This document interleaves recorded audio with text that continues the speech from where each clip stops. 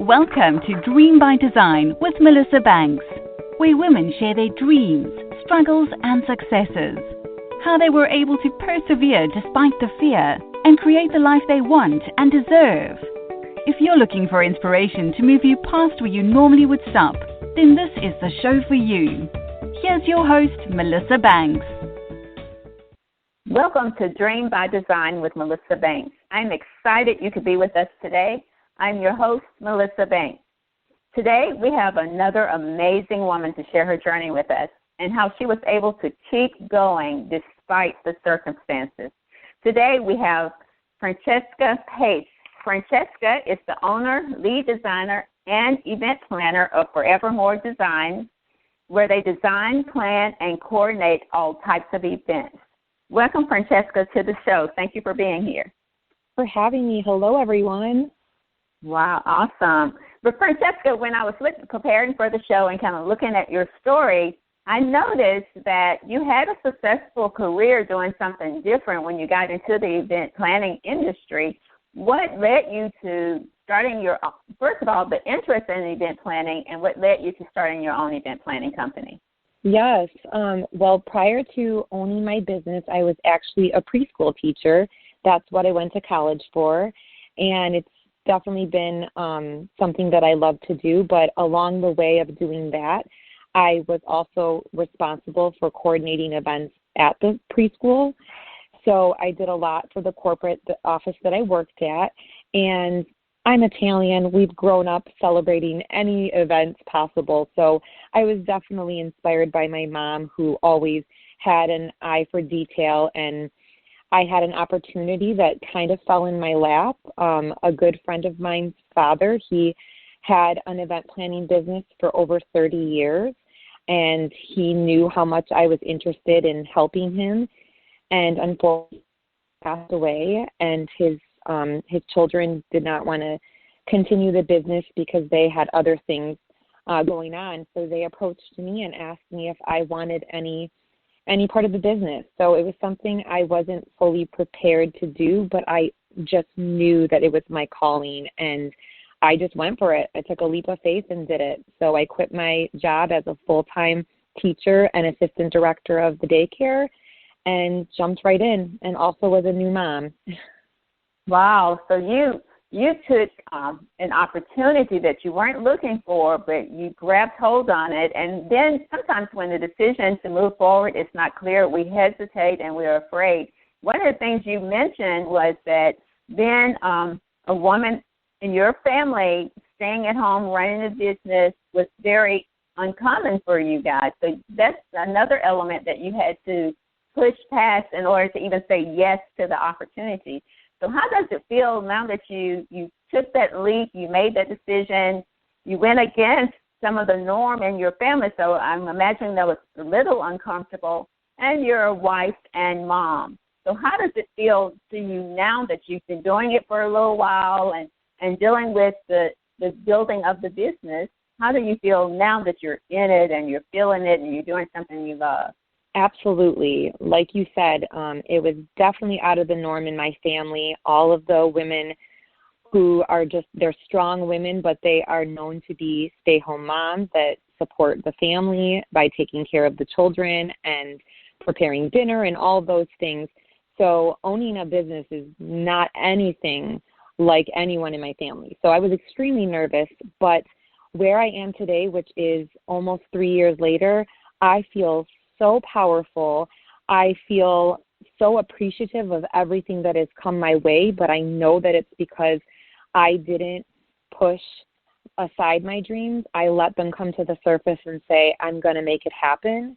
And knowing that I have a daughter now, I think that has definitely fueled my fire to, just to keep reminding myself that everything I do is for my kids, and especially for her, because I didn't really always grow up in an environment to be a dreamer. You have to be a realistic, and this is just not something that's in the norm.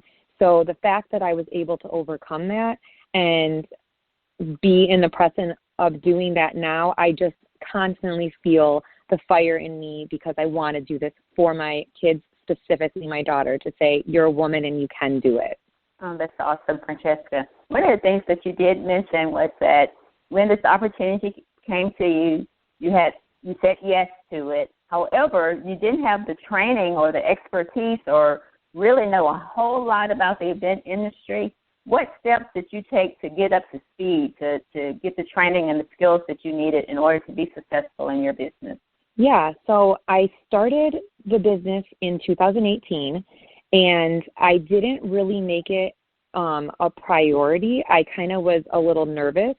So that first year, I really didn't know what I was doing, and the only way that I learned was just watching and observing other events that I would attend and pay attention that way. And then come the following year was when I really focused on trying to find ways to educate myself by looking at courses online. I took a few floral classes, learned from some local vendors, and making connections that way to learn on the job. And then when 2020 began, I'm a big goal person. Every year I always set a goal, but I set goals every day. I have a journal that I do every single day that's based on goals.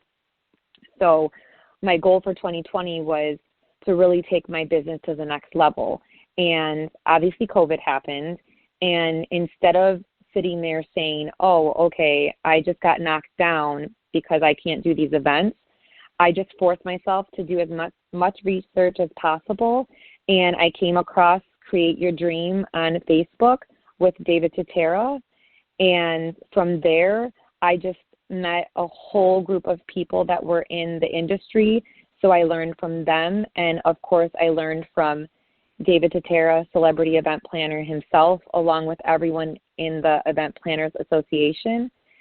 And from there, I just kind of did a few challenges to continue the education and learn all different ways to keep your business relevant during COVID, whether it be things about learning how to do events virtually or learning about different apps on how to communicate successfully with your clients and documents. I mean, endless things. And then from there, I learned about Clubhouse, which is an app for entrepreneurs and how to network. And I've only been on that for a few weeks, and I've already learned so much more, connected with people. So just constantly educating myself, putting myself out there, doing things that might not be something I'm used to or comfortable, but that's part of growth and that's part of success. Well, you know, Francesca, what I was hearing as you were talking was, first of all, you have to be honest with yourself about what you don't know and where you need the additional training and skills. And then you have to be proactive for yourself and go out there and do the research, find what you need, and be coachable and teachable in order to get what you need. And then also to step up when there's an opportunity, because one of the things you said was you were searching for additional training, and the Create Your Business Challenge came up. And you stepped into that challenge, and that led to a whole lot of other growth that became available to you. So the key to anybody listening is you are responsible for your success, and you have to take the action to move forward so that you can continue your business and be successful in reaching your dreams. So that was wonderful. Now, tell me what challenges, we talked about how you were able to move through the learning process, but I'm sure that you also faced some challenges in starting a new business. COVID-19 came when your business was just a year old. I definitely know the impact of that and being in the event industry when that happened. So you had a lot to push through, but yet you're very positive. You're still going. You're still pushing. You're grabbing hold of new things like Clubhouse, which is very new, but you're grabbing hold of new things to keep growing. So what challenges are you facing as you go through this journey, and how are you overcoming them?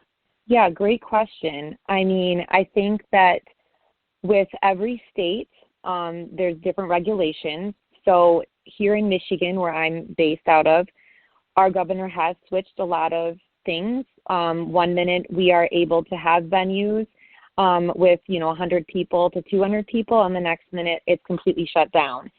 So the challenge of that, where, things started and when I started 2020, it was my biggest year for me. I had 10 events booked that were big events, from weddings that held 500 guests to as little as 100 guests. And it was something I was, super excited for.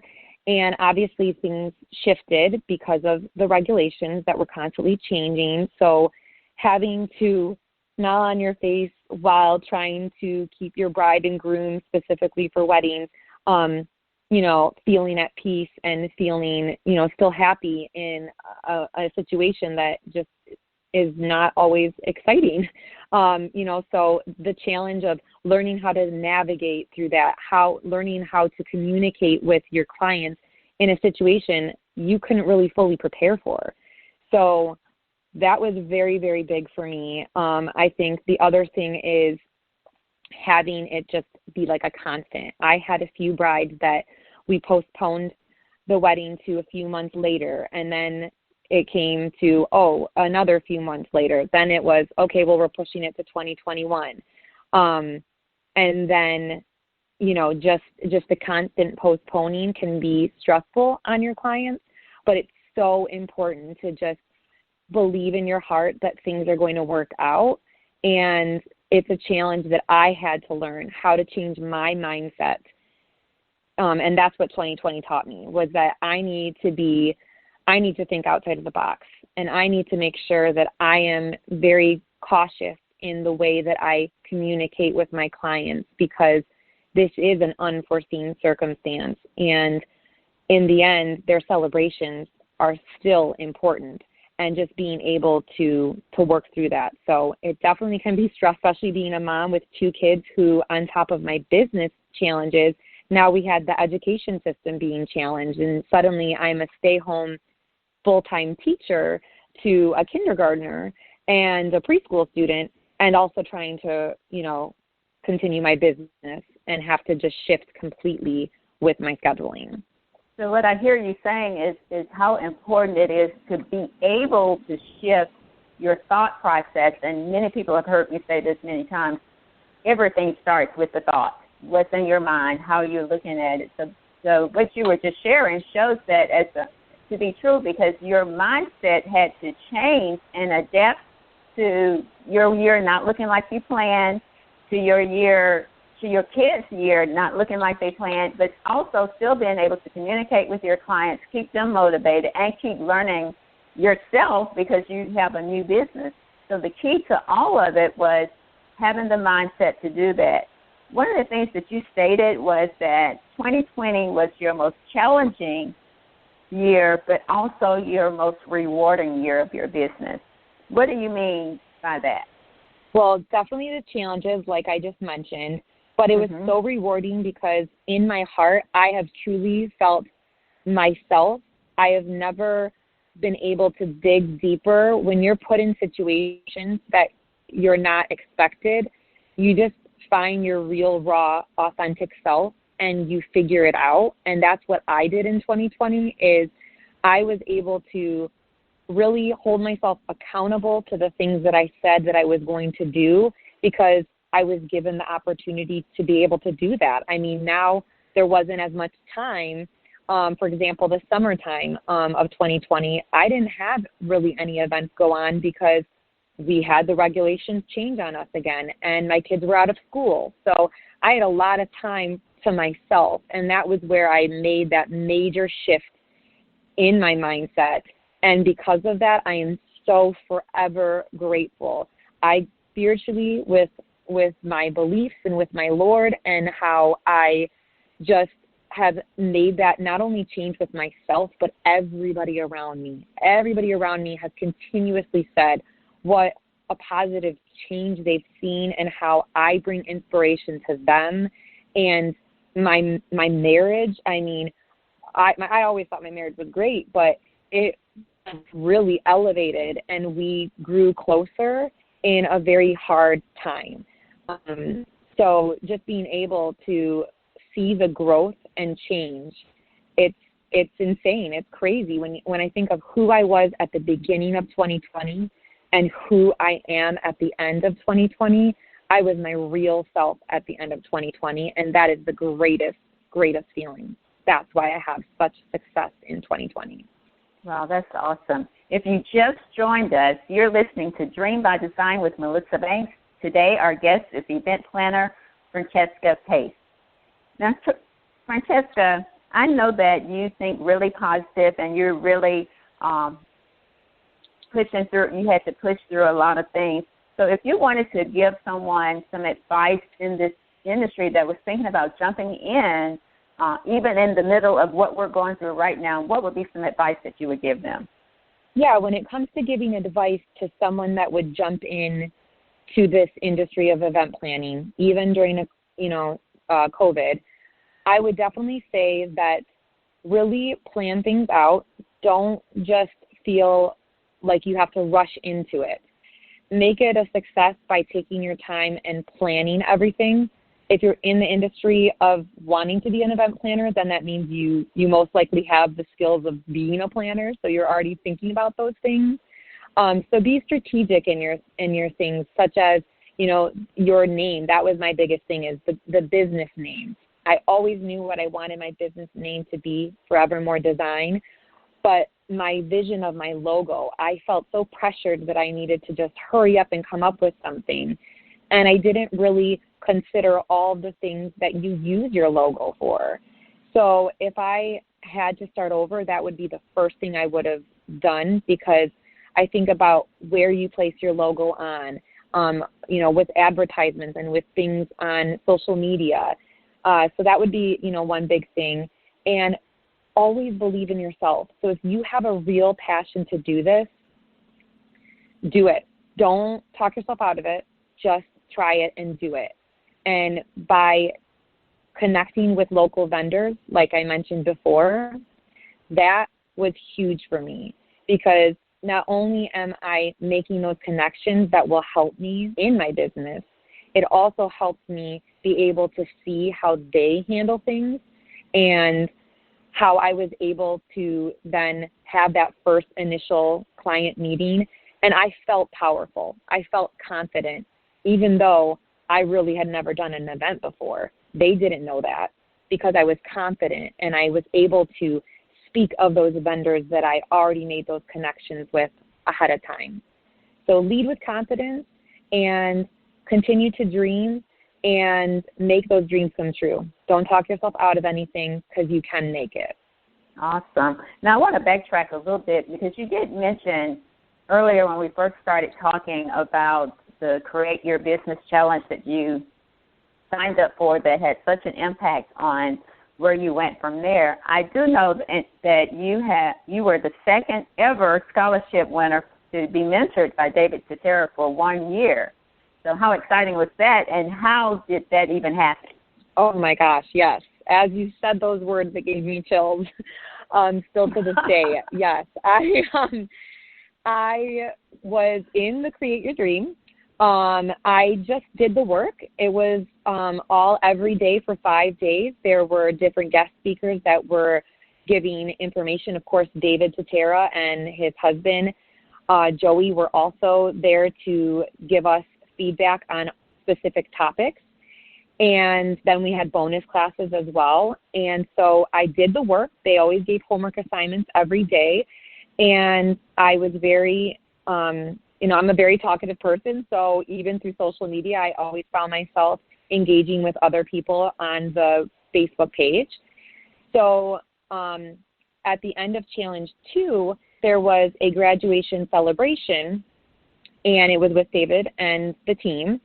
And I was on there, and just because I love event planning, I had my kids dress up, and we, decorated and had fun just to celebrate, and had no idea at all that in the middle of the call, they announced that they wanted to award someone a scholarship. And like you mentioned, Melissa, the second scholarship that was given. And I didn't even realize that that was something that had happened before in the first challenge, because I didn't know about the first challenge. I didn't participate in that. So the next thing you knew, they announced my name. And like I said, that moment, I just bursted out in tears. I was shaking. I was so excited. And ever since then, I just have, participated in the mentorship We meet twice a month, and we just have an amazing community that we have come together and we encourage one another. We have separate calls with some of the mentees, and being able to talk to David Tatera is blowing. I had just made a post actually on our private page, but just the other day I was shopping, and I just, out of nowhere, there was this random box of plasticware, and it was David Tatera's, and I squealed like a little girl and held it up, and I started pointing as if I was on stage, and I said, "This is my mentor." And it was awesome. Like, he is so amazing. I watched his show from My Fair Wedding way back when I was a young kid, and I was obsessed. And so to see where I am today, I would have never in a million years thought that. So to be able to be noticed by him and to hear all the words of encouragement from him and Joey and Lee Richter, part of the EPA, the Event Planners Association, it's just, like I said, mind-blowing. I told them then I felt like I won the lottery, and I still feel like that. So it's pretty amazing. Oh, absolutely. Absolutely, Francesca. In fact, Francesca, I received the first scholarship award from the David Tatera Mentorship in the first challenge, which changed the challenge itself changed my entire mindset of going into 2020. Even though I had been in business for 20 years when I took that program, but it was what I needed at that time. So I received a phone call, and David Tatera was on the other end to offer me that scholarship. So imagine how excited I was. So I can relate to the feeling that you had. I met him years ago when my business first started, and to now be working with him, and he knows my name, and he knows who I am. So that's so exciting. But you know what? That shows what happens when you step out in your business and you say yes to something that's different for you. But once you said yes, it turned out to be a life changer for you, and you will never forget it. I did see that picture with that box of plastic silverware in your hand on your social media. And you mentioned social media when you were just talking just now. How important do you feel having a social media presence is to your business? Oh, gosh, it is huge. In today's day and age, it is so important.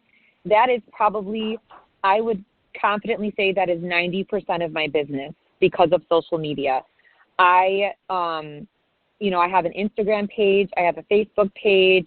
I have, obviously, the Clubhouse account, and I have my website, and I have connections with, some of the other local vendors that always promote my business on their social media pages. So it's, it's played a very key role in the success of my business, and I know that it's only going to get better from here because there's so many things evolving with technology. Simple fact of how you do virtual events. I just hosted a wedding on January 9th. It was supposed to be at a restaurant. It was one of the second postponed dates for my bride, and our governor didn't lift the restrictions like she originally had planned. So we had to go to Plan D, and we did it at their house, but we weren't able to have as many people, so we did a virtual option, and it was really nice. We were able to still have everyone be able to favors and get special things. We also did a gender reveal party for that, and we did a live Facebook reveal, and that was exciting to have everyone just participate. So social media is huge. And I definitely recommend if anybody's in any business, they need to have an Instagram account. And actually, I just started a TikTok account because I found that there's a lot of brides that are on there. So if you could share any tips that you have, hacks that you might have that you do when it comes to setup or just planning in general, they're going to look for you and they'll find you. So I just started that, and that's something that I'm hoping to be able to utilize more. Wonderful, Francesca. This was a great conversation, and I really enjoyed speaking with you. But before we go, make sure you let our audience know how they can stay connected with you. Absolutely. Thank you so much. It's been a pleasure to talk to you. And if anyone does want to connect with me, whether it is to help coordinate an event or if you just want to talk about business and how to be successful, you can reach me on Instagram at FMD Planner. So that stands for Forevermore Design, FMD Planner. You can also find me on Facebook at Forevermore Design, and my website is www.fmdplanner.com.